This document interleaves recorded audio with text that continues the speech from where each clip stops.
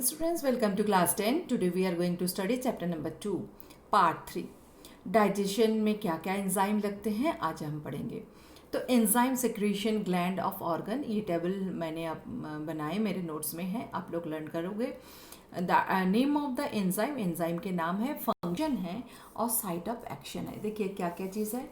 Enzyme secretion gland और organ, कहाँ से सिक्रेशन होता है एंजाइम, और उसके नाम, name of the enzyme, enzyme के नाम होता है, फंक्शन क्या है, क्या काम करता है, और साइट ऑफ एक्शन, कौन से साइट में जाके ये एक्शन करता है. ये टैबुलेट में फर्स्ट ये है.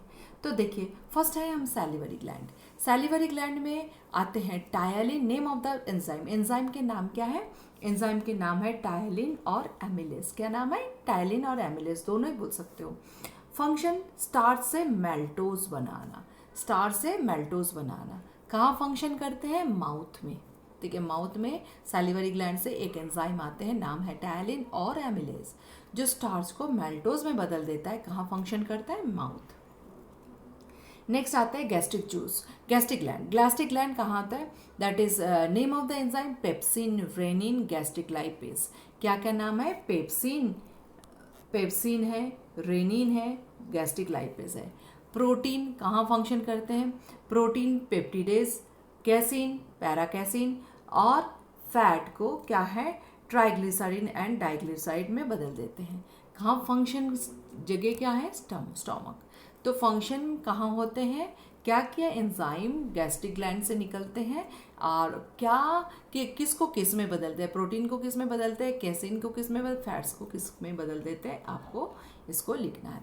अब आते हैं पैंक्रियास. पैंक्रियास से क्या क्या निकलते हैं, amylase, trypsin, chymotrypsin, lipase, nucleus, मैल, ये क्या है, पैंक्रियास से आते हैं. ये पैंक्रियास से जो आते हैं वो क्या कहते हैं, स्टार्च को किस में बदल देते हैं, एमिलेज. ये फंक्शन होता है इंटेस्टाइन में, याद रखना. स्टार्च को मेल्टोज में बदल देते हैं, एमिलेज. ट्रिप्सिन प्रोटीन को पेप्टिडेज में बदल देते हैं. काइमोट्रिप्सिन फैट्स को फैटी एसिड में बदल देते हैं. लाइपेज डीएनए आरएनए न्यूक्लियट और न्यूक्लियस में बदल देते हैं. और कहाँ फंक्शन होता है, स्मॉल इंटेस्टाइन. अब देखिए इंटेस्टिनल जूस. अब इंटेस्टाइन से भी बहुत सारे जूस आते हैं, दैट इज मेल्टोज. मेल्टोज क्या करते हैं, मेल्टोज क्या करते हैं, मेल्टोज को मेल्टेज होता है इंटेस्टिनल मेल्टेज, मेल्टोज को ग्लूकोज में बदल देते हैं. पहले जो मेल्टोज बन गया उसको ग्लूकोज में बदल देते हैं.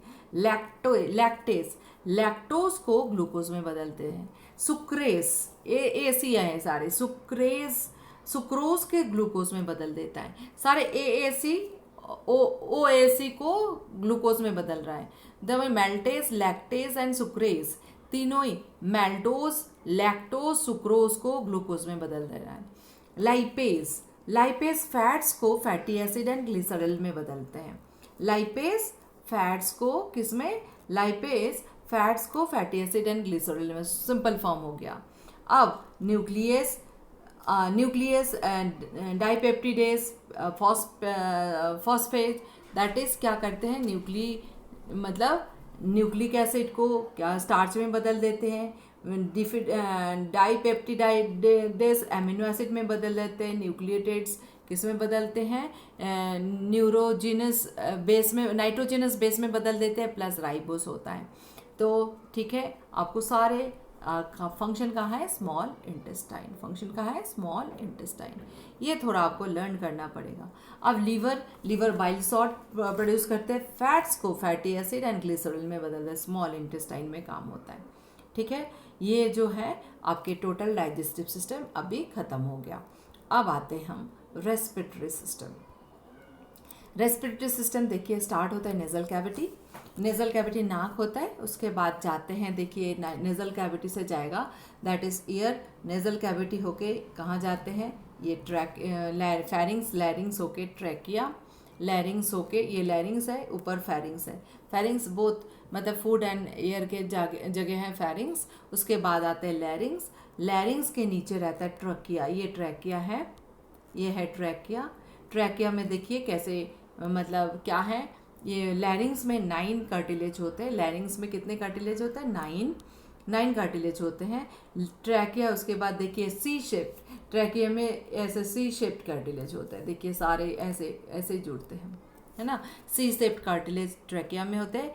ट्रैकिया जाके दोनों हिस्सों में, ये ट्रैकिया जाके यहाँ दोनों हिस्सों में डिवाइड हो जाता है, ये दो हिस्सा जो दोनों लंग्स में आता है। तो दैट इज, ये जो पोर्शन में जो ट्रैकिया डिवाइड होता है इसको कहा जाता है ब्रोंकाई।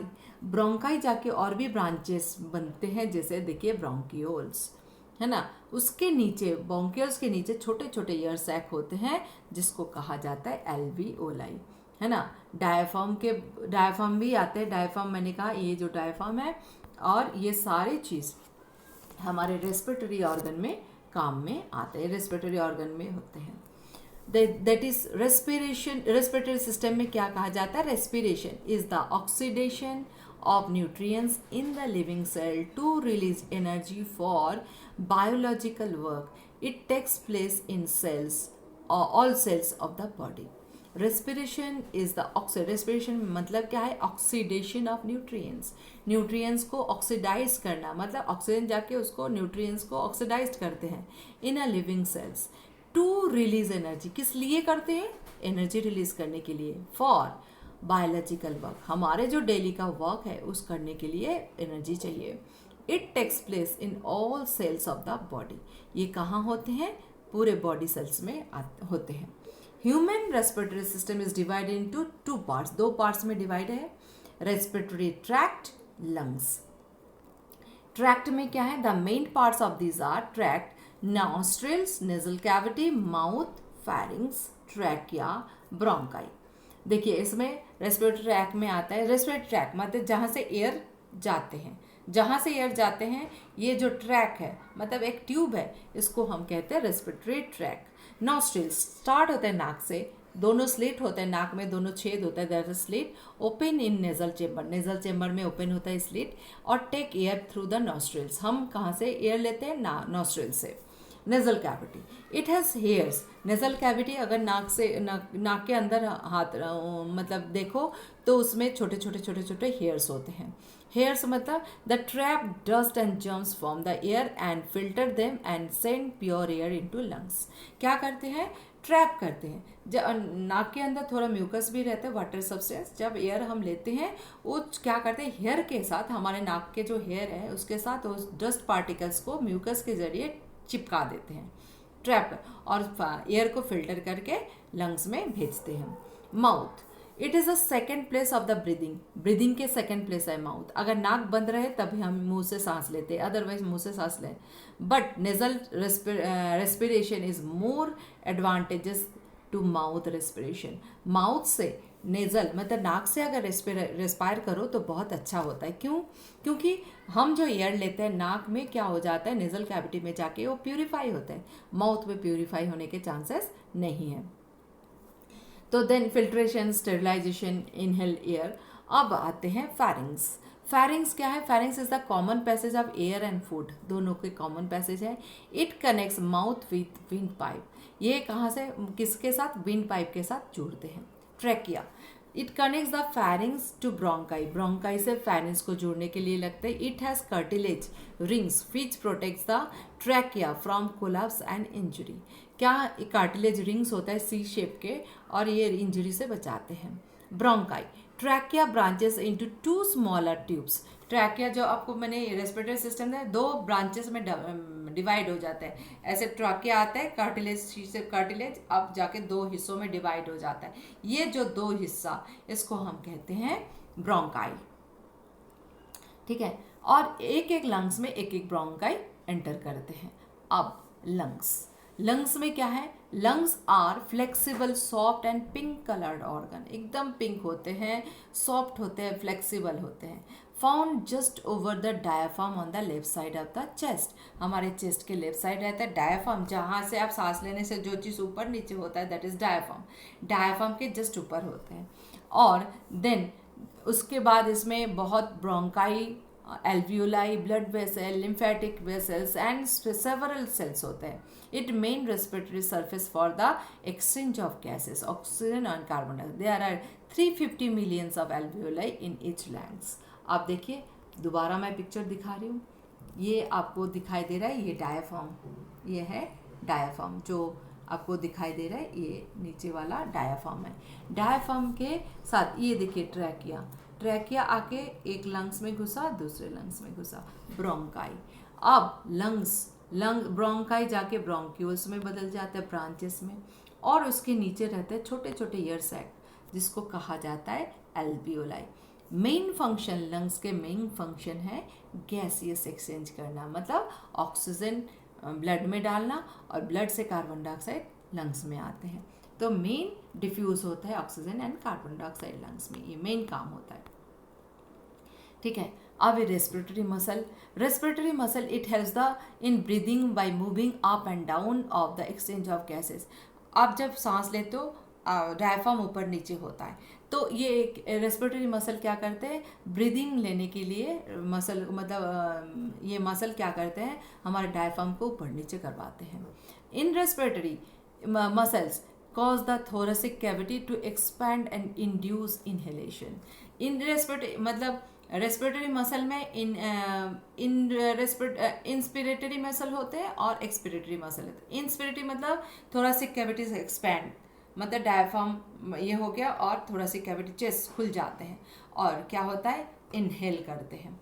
एक्सपिरेटरी मसल क्या करते हैं, कंप्रेस थोरासिक कैविटी मतलब हमारे चेस्ट कैविटी को छोटा, मतलब कंप्रेस करते हैं, और इंड्यूस द एक्सहेलेशन, हम कार्बन डाइऑक्साइड बाहर निकाल देते हैं। Intercostal muscle are attached to the ribs and works with the diaphragm to create high and low pressure. अब 3 टाइप के मसल आपको बता रही हूँ। एक तो इंस्पिरेटरी मसल जो हमारे चेस्ट को, छाती को बड़ा करते हैं बिकॉज ऑफ इनहेलेशन, मतलब ऑक्सीजन लेना, और दूसरा एक्सपिरेटरी मसल छोटा करते हैं जो कार्बन डाइऑक्साइड निकालना।